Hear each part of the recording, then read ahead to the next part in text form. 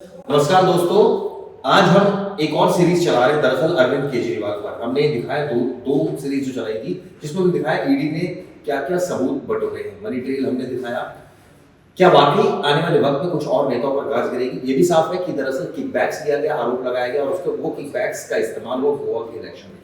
हमारे साथ भूपेंद्र जी मौजूद है।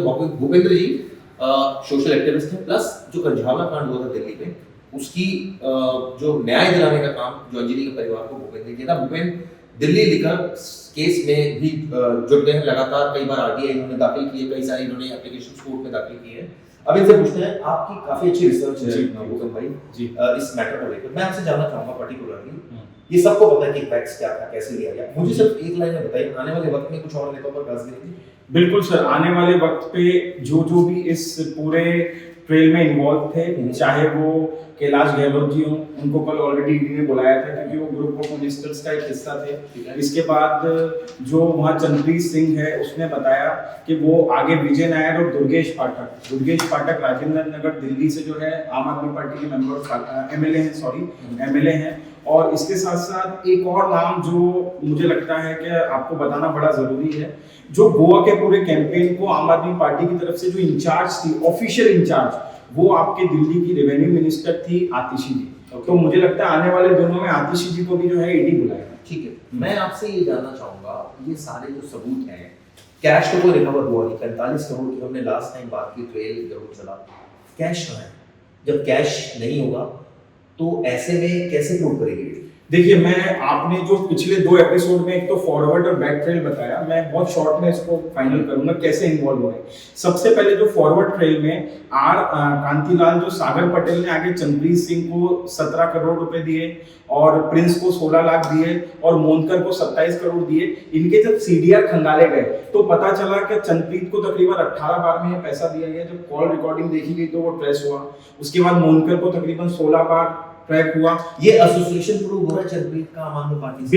बिल्कुल सर, आम आदमी पार्टी के जो प्रोसीड ऑफ क्राइम के बाद वहां पे आम आदमी पार्टी के जो सर्वे वर्कर थे, जो असेंबली वर्कर थे, जब ईडी ने उनके बयान दर्ज किए तो उनने बताया कि आम आदमी पार्टी पूरा पैसा जो थी हमको कैश में देती थी। और आपको ये भी बात पता है, आपने भी बताया है कि चंद्रप्रीत सिंह वहां पे जो चैरियट कंपनी था, प्रोडक्शन कंपनी था, उसको वो वहां हेड कर रहा था। और आम आदमी पार्टी का वो एक तरीके से फ्रीलांसर वर्कर था। 55,000 सैलरी उसको आम आदमी पार्टी देती थी। तो ये पूरा जो है प्रोसीड ऑफ क्राइम शो हुआ है। और वहां पे ये तक बताया गया कि विजय नायर और दुर्गेश पाठक के पूरे इंस्ट्रक्शन पे ये काम करता था। और विजय नायर के बारे में आपने पहले लोगों को बताया कि वो अरविंद केजरीवाल को डायरेक्ट क्लोज एसोसिएट था अरविंद केजरीवाल का। कई लोगों को मैंने देखा इसमें बयान आए, मगूटा की अगर बात करें, उनका बयान था कि भाई केजरीवाल ने कहा कि कई कविता ऑफर कर रही है 100 करोड़। जी आपकी कविता से बात कर लीजिए, कि कविता डायरेक्ट मगूटा से कहती है आप 50 करोड़ दे सकते हैं। जी तो 15 और 10 करोड़ यानी 25 करोड़ रुपए दिए भी गए उनके बेटे की। जी ये बात स्टेटसमैन के सामने है। सवाल ये उठता है कि हम इलेक्ट्रॉल बॉन्ड की बात कर रहे हैं, बड़ी लगातार ये चर्चा चल रही है। तो हर पार्टी चंदा जो ले रही है वो ऑफिशियली बॉन्ड खरीद रहा है, एक नंबर से ले। तो फिर यहाँ कोई पार्टी ऐसा क्यों करेगी, ये भी एक सवाल उठने लगे। देखिए सर, एक चीज आपको समझना पड़ेगा, इलेक्ट्रोल बॉन्ड जो है वो 1 नंबर में चंदा लिया गया है। और अगर ये किसी भी तरीके से गलत लिया गया है तो उसकी भी एक इंक्वायरी होनी चाहिए। बट लिकर स्कैम जो है ये एक टोटली अलग पॉलिसी है। आम आदमी पार्टी एक पॉलिटिकल स्टंट कर रही है, वो डाइवर्ट कर रही है चीजों को। नहीं, मैं आपसे जानना चाहता हूं जी कि ये पर्टिकुलरली जो लोग कह रहे हैं या कई लोग कह रहे हैं कि भाई ये भी तो एक तरह से चंदा लिया और हर पार्टी लेती है। नहीं, सभी सोशल मीडिया पर जी। तो यहाँ ये केस इलेक्ट्रॉल बॉन्ड से कैसे डिफरेंट है? सर, इलेक्ट्रल बॉन्ड से कैसे डिफरेंस है मैं आपको बताना चाहूंगा। जो इलेक्ट्रल बॉन्ड है वो 1 नंबर का पैसा है जो सारी पॉलिटिकल पार्टीज को फंडिंग हुई। 6,000 साढ़े 6,000 करोड़ बीजेपी को मिला और बाकी पार्टियों को भी मिला, जिसमें आम आदमी पार्टी भी थी और जो भी अपने भारत की स्टेट पार्टीज है वो थी।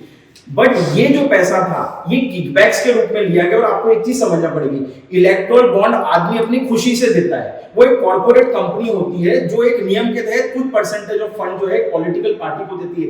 बट यहाँ पे दिल्ली के 2 करोड़ गरीब जनता का जो इनकम टैक्स का पैसा था, जो उनकी शिक्षा के लिए, उनके स्वास्थ्य के लिए यूज हो सकता था, उस पैसे को पीछे से लिया गया और किकबैक्स के पैसे को जो है आम आदमी पार्टी ने गोवा में यूज किया। ये दोनों अलग मुद्दे हैं चिराग भाई। इलेक्टोरल बॉन्ड का जो मुद्दा है, अगर शरद रेड्डी ने 55 करोड़ दिया है और आम आदमी पार्टी ये कहती है कि इसलिए दिया गया क्योंकि बीजेपी ने उसको गिरफ्तार किया, तो बिल्कुल निष्पक्ष इसकी जांच होनी चाहिए। बट उसका मैटर और लिकर का मैटर बिल्कुल टोटली डिफरेंट मैटर है। एक चीज और मैं पढ़ रहा हूँ, पेज नंबर 25 है, जिसमें ये लिखा हुआ है दोस्तों, मैं बोल पढ़ता हूं। This shows the proceed of crime by the representative of Manish Sisodia in Goa election. This is also corroborated by one of the candidates of Goa election in 2022। इसका भी स्टेटमेंट ईडी ने जैसे मैंने आपको बताया कि जैसे आपने फॉरवर्ड और बैक ट्रेल में बताया कि कैसे पटेल ने पूरा पैसा दिया, जब हम बैक ट्रेल में जाते हैं तो वहां पर अशोक जी हो, चाहे किरण जी हो, चाहे जगदीश जी हो, उन्होंने बताया कि 45 करोड़ हमें 4 अलग-अलग सोर्सेस है।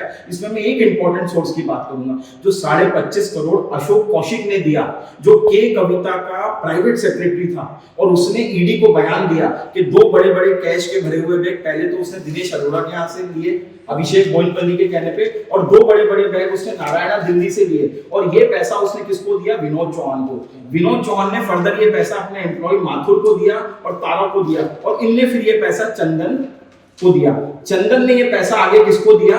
आंगड़िया को दिया, और 3 आंगड़िया को दिए। सबसे पहला पैसा जो है वो कीर्ति अंबालाल आंगड़िया को दिया गया, तकरीबन 16 करोड़ रुपए। उसके बाद आपके जे अम्बे आंगड़िया को 2 करोड़ रुपए दिया गया, और इसमें आपके नीलकंठ आंगड़िया को तकरीबन 5.5 से 6 करोड़। तो टोटल 25.5 करोड़ का ट्रेल है। और जब कौशिक की सीडीआर निकाली गई तो पता चला कि वो आपके इससे अभिषेक बोइनपल्ली से कांटेक्ट में था, विजय नायर से कांटेक्ट में था, और फर्दर वो चंद्रप्रीत सिंह से भी कांटेक्ट में था, जो आम आदमी पार्टी का पूरा कैंपेन। यानी इसमें जो लिखा हुआ है, वो he was in regular touch with other member of south. Yes, south like Abhishek Boinpally, Arun Pillai and Sameer Mahendra. Ji.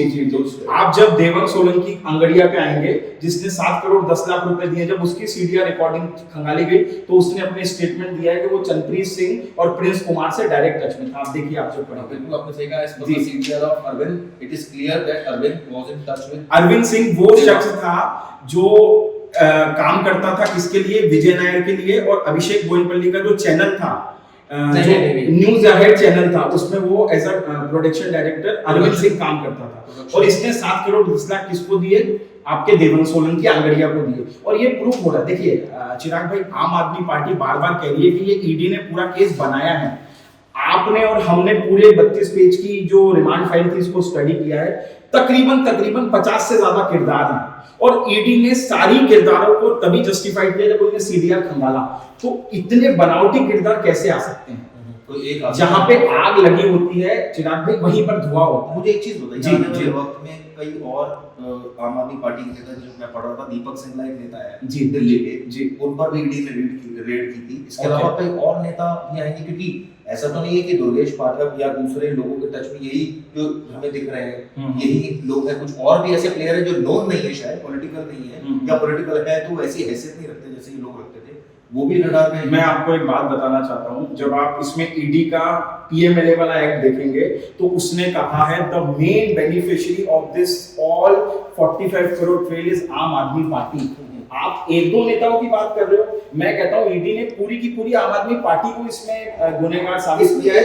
70 under section 70 of PMLA. एक में और बड़ा एनडी गुप्ता का स्टेटमेंट पढ़ा था। जी एनडी गुप्ता बताना चाहूंगा। एनडी गुप्ता जो थे वो राज्यसभा है, अभी राज्यसभा मेंबर ऑफ पार्लियामेंट है जी। इन्होंने एक बयान दिया था 16/11/2023 में, जिसमें इन्होंने बताया था कि जो अरविंद केजरीवाल है वो ओवरऑल पार्टी के इंचार्ज हैं, कि फर्दर स्टेट्स की कोई अप्रूवल और सैंक्शन नेशनल एग्जीक्यूटिव और पॉलिटिकल अफेयर कमेटी जो है इनकी वो डिसीजन नहीं लेती, कोई भी सैंक्शन अप्रूवल नहीं देती है, जो कि इलेक्शन एक्सपेंसेस की अगर बात की जाए। He revealed that प्रभारी और state in charge make these expenses। इसका मतलब क्या हुआ? सर इसका मतलब ये हुआ, वो ये बता रहे हैं कि चूंकि अरविंद केजरीवाल नेशनल कन्वीनर हैं, और कोई भी पॉलिटिकल पार्टी की एक जो होती है ना वो नेशनल कमेटी होती है, उस नेशनल कमेटी में संजय सिंह है। नेशनल इनकी 2 जो मेन कमेटी जी नेशनल एग्जीक्यूटिव है, पॉलिटिकल अफेयर। जी मैं नेशनल एग्जीक्यूटिव कमेटी की बात कर रहा हूँ। जो नेशनल एग्जीक्यूटिव कमेटी है उसमें सत्येंद्र जैन है, मनीष सिसोदिया है, संजय सिंह है। तो ये सब लोग इसमें इन्वॉल्व हैं। और जो आपके ट्रेजरर हैं, कोषाध्यक्ष, उन्होंने बिल्कुल क्लियर किया है कि कोई भी पैसे का जो स्टेट में दिया जाता है रिप्रेजेंटेटिव को, that is totally depending on the convener of Aam Aadmi Party and the convener is Arvind Kejriwal. नहीं, लेकिन इसमें एक चीज और भी लिखी है, कन्वीनर तो है कि भाई ND Gupta also revealed that national convener is one who decide all. Yes, लेकिन इसमें एक चीज और रखी है, रिवील्ड दैट प्रभारी और स्टेट इलेक्शन इंचार्ज मेक्स दीस एक्सपेंसेस। मैंने वो देखिए, आप इसको पढ़िए, उसने क्या लिखा। उनने ये बताया कि प्रभारी और स्टेट इलेक्शन इंचार्ज पैसे को खर्च करते हैं। और एनडी गुप्ता ने फर्दर बताया, also revealed that national convener is the one who decide who will head the state election of their party. मतलब कि अरविंद केजरीवाल ने डिसाइड किया था कि गोवा में इलेक्शन को कौन इंचार्ज करेगा। आप मेरी बात समझ रहे हैं? ये डिसीजन कोई नेशनल कमिटी ने नहीं लिया, ये खुद एनडी गुप्ता जो कोषाध्यक्ष हैं वो ये कहते हैं 16/11/2023 में कि Arvind Kejriwal is the only person who decide who will lead the campaign in state for Aam Aadmi party. लेकिन सवाल तो है ना, अरविंद केजरीवाल के पास से कैश रिकवर नहीं हुआ। अरविंद केजरीवाल के यहाँ रेड मारी गई तो उनका साफ साफ कहना है कि मैंने क्या लिया जी, मैं किकबैक्स थोड़ी दे रहा था, मैंने तो लिए ही नहीं। और उन्होंने बल्कि टाइम पर ये भी बोला कि मैं बताऊंगा कि शराब का पैसा कहाँ गया। जी उन्होंने बहुत ज्यादा रिवील नहीं किया। उन्होंने बल्कि अपनी स्टेटमेंट ये तक कहा कि 4 जगह मेरा नाम आया है, वो उन्होंने जो मेंशन किया। जो आप जी देखिए जी चिराग भाई, इसमें मैं आपको मेन चीज बताऊंगा। जो इम्पोर्टेंट 4 से 5 लोग हैं, सबसे पहले तो सी अरविंद सेक्रेटरी जो है, उसने बोला कि पूरी पॉलिसी केजरीवाल जी के बंगले पे बैठ के बनी और मुझे इंस्ट्रक्शन दिया गया कि 12% प्रॉफिट मार्जिन करना और प्राइवेट वेंडर्स को पूरा देना है। और सी अरविंद ने ये भी कहा कि ऐसा कोई जीओएम की मीटिंग में हुआ नहीं था। दूसरी बात, यानी कि जीओएम की मीटिंग में जो डिसीजन हुआ था वो ड्राफ्ट में था ही नहीं, ड्राफ्ट में बिल्कुल अलग चीज थी। और उसने ये अपने बयान में कही, जब उसने अपना बयान दिया 7 दिसंबर 2022 को ईडी को, तो उसने बोला कि जीओएम ने मुझे ऑर्डर दिया कि अब इसको आप पास करो, कमेटी काउंसिल में जाओ। और 22 मार्च 2021 को ये जो है फाइनल हुआ। और अरविंद केजरीवाल के इंस्ट्रक्शन पे मनीष सिसोदिया के मौजूदगी में और सत्येंद्र जैन कैलाश गहलोत मौजूद, एक बुच्ची बाबू है जो कि कविता के सीए हैं जी, और बड़े क्लोज इसमें कई सारे, उन्होंने रिवील किया कि Arun Palle was working with Vijay Nair on the policy formation. इसमें एक बहुत इंपॉर्टेंट चीज and Vijay Nair was offering provision of favoring के कविता जी। इसमें सबसे इंपॉर्टेंट चीज जो बुच्ची बाबू ने कही, बुच्ची बाबू का बयान जो है वो सिसोदिया की गिरफ्तारी के 3 दिन पहले लिया गया, 23/2/2023 में।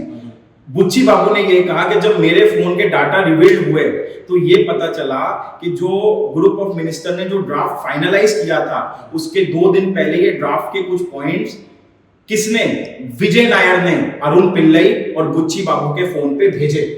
अच्छा, ये ईडी ने रिवील किया है। आप पढ़िए उस पॉइंट सर, ये बहुत इंपॉर्टेंट पॉइंट है, पढ़ लेता हूं जी। बुच्ची बाबू ने कहा है जो 23/2/2023 को इन्होंने रिवील किया कि Arun Pillai was working with Vijay Nair. Vijay Nair के लिए काम कर रहे थे, जो पॉलिसी फॉर्मेशन के लिए थे। Vijay Nair was offering provisions for favoring K Kavita. Vijay Nair was working for Kejriwal and Manish Sisodia. Yes. This is further corroborated by the WhatsApp message retrieved from the mobile phone of Bucci Babu, wherein certain provision of excise policy was found 2 days before the excise policy document was finalized by the GO minister. Yes.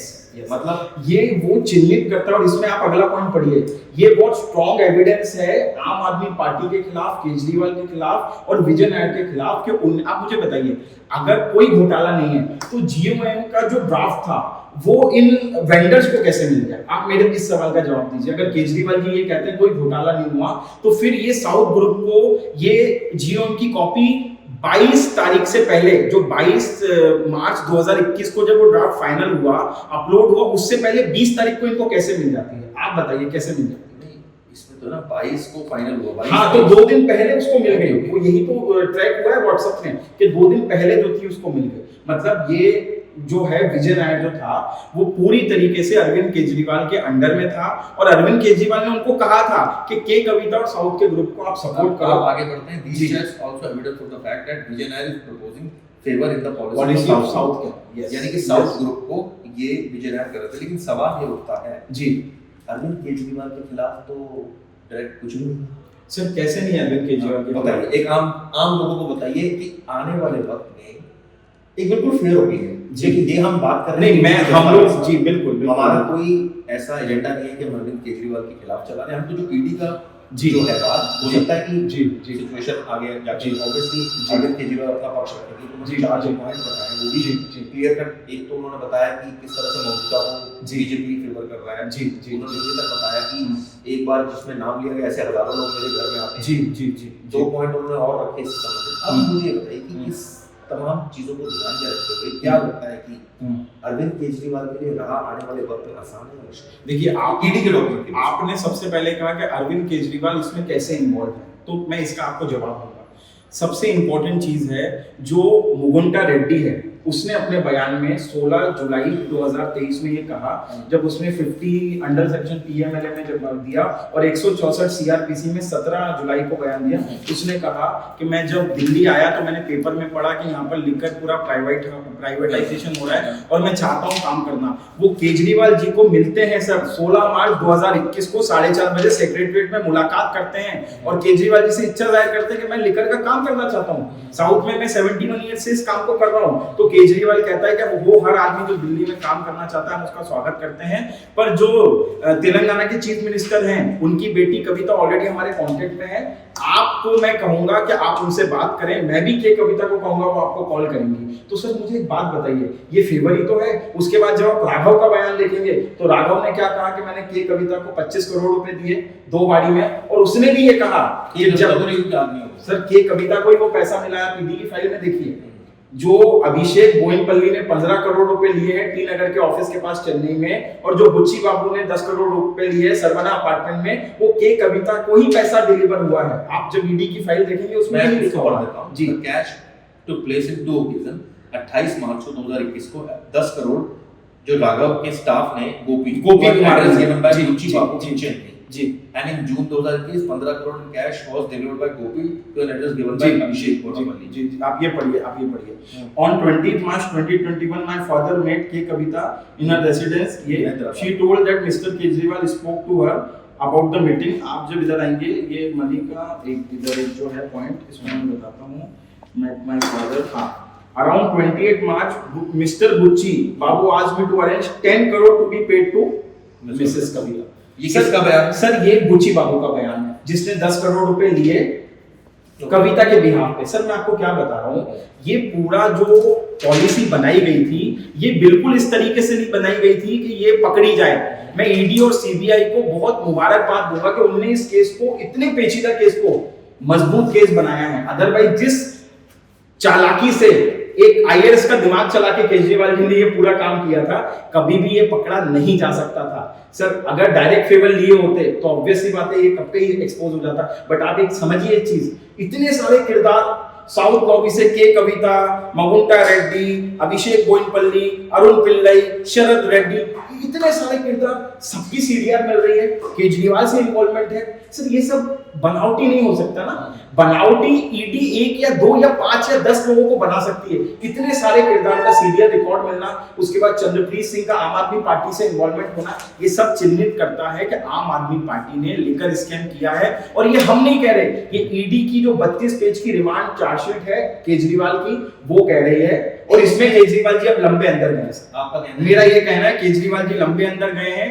और केजरीवाल के बाद चाहे दुर्गेश पाठक जी हो, चाहे आतिशी जी हो, आम Aadmi party पूरी की पूरी इसका हिस्सा है। क्योंकि एक चीज बताइए, जी दिनेश जी अरोड़ा की अगर मैं बात करूं, जी दिनेश अरोड़ा मनीष सिसोदिया के बहुत खास दोस्त जी हैं। जी 1/10/2022 को उन्होंने बताया कि 31 करोड़ का मैंने हवाला जो है वो किया। और अभिषेक बोइनपल्ली जो साउथ ग्रुप को लीड कर रहा था, सुधीर जो विजय नायर का खास था, और आपके राजेश जोशी जो चैरियट ग्रुप के प्रोडक्शन मैनेजर थे, जो पूरा आम आदमी पार्टी का कैंपेन गोवा में संभाली थी, ये 3 लोगों के हेल्प से मैंने पूरा का पूरा 31 करोड़ हवाला में दिए। और ये दिनेश अरोड़ा का बयान है, और ये कोई आम आदमी नहीं है, ये मनीष सिसोदिया का बहुत खास है। ये तो अप्रूवर भी तो बन गया। अप्रूवर बना है। सर मैं आपको वही बता रहा हूँ ना, अगर इसमें बिजनेस पार्टनर अप्रूवर नहीं बनते तो ये घोटाला हुआ था, शराब घोटाले जैसा भी कुछ होता है। आपने चारा घोटाला सुना होगा, बट ऐसा भी कुछ होता है, ये कभी दुनिया को पता नहीं चलता। तो आपका कहना है कि जो एविडेंस, जो सबूत आए हैं जी ईडी के पास, जी, वो मोर देन, सर वो मोर देन इनफ है। और मैं बता रहा हूं जिस तरीके से इस पूरे स्कैम को किया गया है, इसमें पॉलिसी के फॉर्मेशन से लेके इम्प्लीमेंटेशन से लेके यूटिलाइजेशन ऑफ मनी से लेके प्रोसीड ऑफ क्राइम से लेकर उसके बाद फर्दर कैसे गोवा इलेक्शन में ये पैसा यूज हुआ, क्यों पीएमएल एक्ट आम आदमी पार्टी पे लगा, अरविंद केजरीवाल को क्यों अंडर सेक्शन 3 में गिरफ्तार किया गया, ये सारी चीजें बहुत क्लियर ईडी ने बताई है और ये बहुत सॉलिड केस है। और अरविंद केजरीवाल का बाहर आना अब बिल्कुल असंभव है। अगर सच्चाई से अगर ये केस चला तो अरविंद केजरीवाल मनीष सिसोदिया जी अरविंद केजरीवाल का एसोसिएशन इनसे सब दिखाया जा रहा है जी।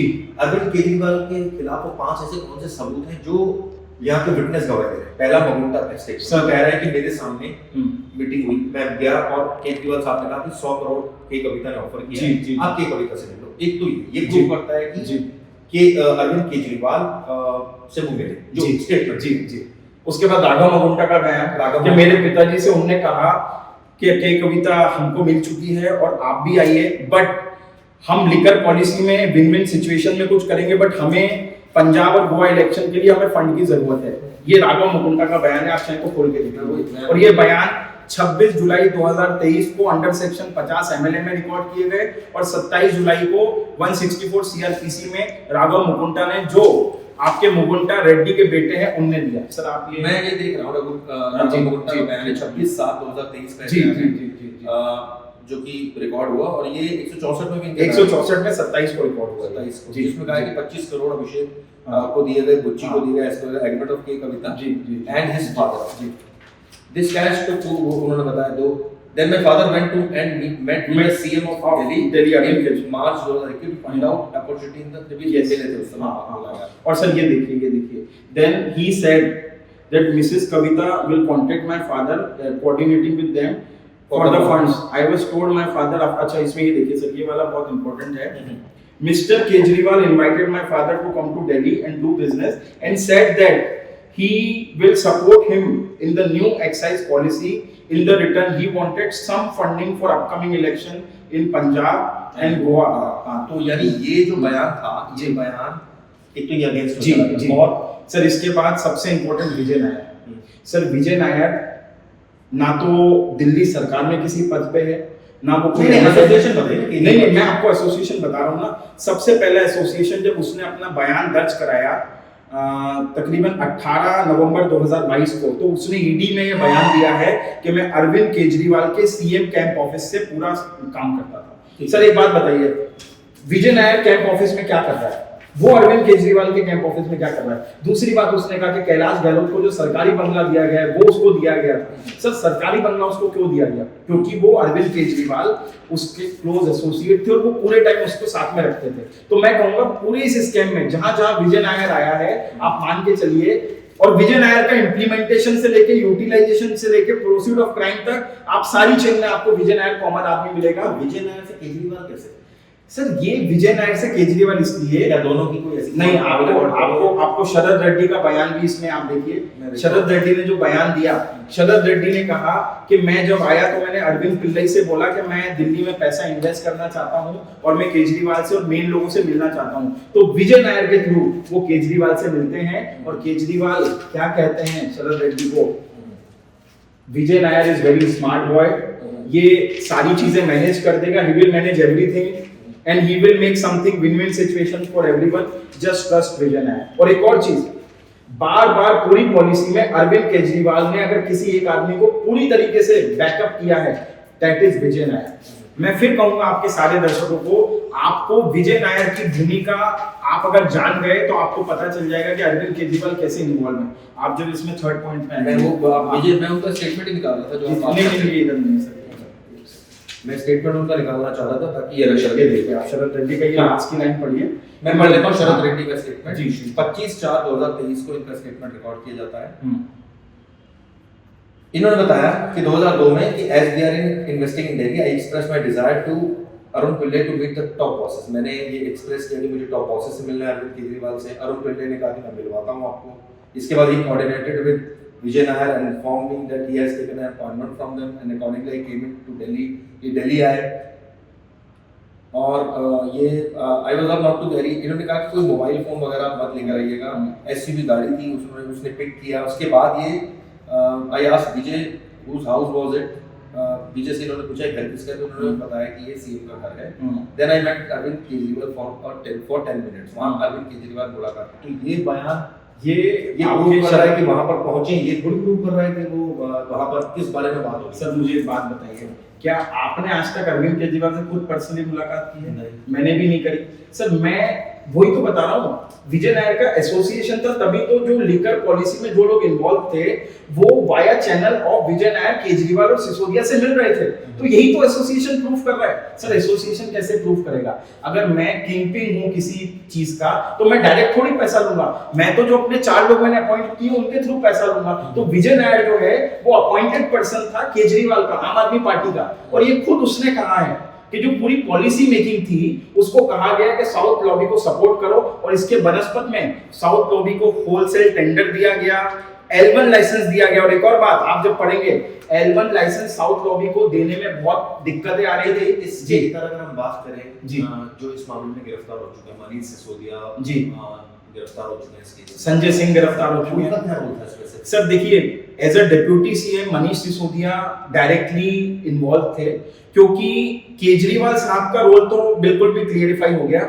इसके पहले अगर हम दिनेश अरोड़ा की बात करें, दिनेश अरोड़ा के सबसे अगर कोई क्लोज दिनेश अरोड़ा का था तो वो मनीष सिसोदिया अपने अप्रूवर बन गया। नहीं। तो आप मुझे एक बात बताइए ना, जो मनीष सिसोदिया है, मनीष सिसोदिया तो जीओएम के सबसे मेन बॉस तो जीओएम के मनीष सिसोदिया ही थे ना। ये पूरी पॉलिसी मेकिंग में मनीष सिसोदिया का तो सबसे इंपॉर्टेंट रोल है। इंस्ट्रक्शन केजरीवाल का मिल रहा था, बट पूरी पॉलिसी बनाने में मनीष सिसोदिया का हाथ था। दूसरी बात, एक्साइज मिनिस्टर आपके जो थे वो आपने तो बताया कि- सिसोदिया ही थे ना साहब। आपने बताया कि अरविंद केजरीवाल के खिलाफ 5 पॉइंट में अपने दर्शकों को जी। आप दोबारा बता सकें जहां उनका स्पेसिफिक रोल, दोनों रेड्डी जी, जी, जी। पिता और जो उनका बेटा है दोनों ने बयान दिए। और सबसे इंपॉर्टेंट दोनों रेड्डी ने बयान दिया। उसके बाद शरद रेड्डी ने बताया कि कैसे मैं मिला।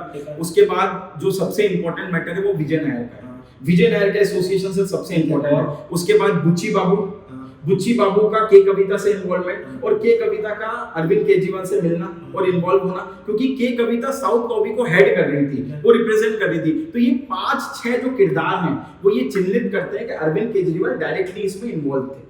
ये 5 जो किरदार हैं, कौन कौन? मतलब किसी को फोन करना, बातचीत करना अपराध होता है? नहीं सर, बातचीत करना या फोन करना अपराध नहीं है, पर जब उन लोगों की आगे फर्दर लिंक मिल रही है। आप मुझे एक बात बताइए, नॉर्मल बात एक बार होती है, 2 बार होती है। आप मुझे बताइए 45 करोड़ गोवा में साउथ लॉबी ने क्यों भेजे? के कविता अरविंद केजरीवाल की पार्टी को क्यों फंड कर रही थी? आप मेरी बात का जवाब दीजिए। के कविता की तो बीआरएस पार्टी इंडिविजुअल है, वो आम आदमी पार्टी को गोवा में कैसे फंड कर रही थी? और मैंने आपको बताया 25.5 करोड़ जो आपके कांतिलाल आंगड़िया को भेजा गया था वो अशोक कौशिक के द्वारा भेजा गया था, जो प्राइवेट सेक्रेटरी था के कविता का। तो वो पैसा क्यों भेजा गया? कुछ ना कुछ बेनिफिट तो उनने लिए होंगे ना सर, जिसलिए। इस बारे में मैं और भी हम डिटेल में बात करेंगे, कोशिश करेंगे भूपेन भाई से बात हो, कुछ और इसमें रिसर्च लेकर आएंगे। ये वीडियो कैसे लगी आप जरूर देखें। बहुत बहुत धन्यवाद, थैंक यू।